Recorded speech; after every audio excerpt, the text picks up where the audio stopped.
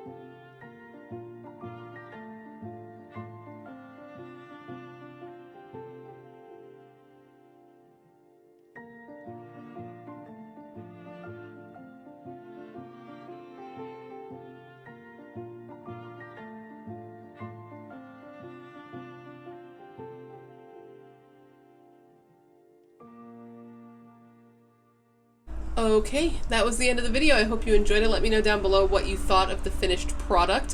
I thought she looked like an 80s dream queen with those blushy cheeks. And I really enjoyed doing it. It was a nice little day. It took the entire day, but I did get it done in one day, and I really enjoyed it. So make sure to let me know down below what you think, and let me know who you'd like to see me paint next. I've got some ideas, but I'm always open to suggestions. And again, I just want to thank you for being here when you could be anywhere else in the world, and I hope to see you in my next video. Okay,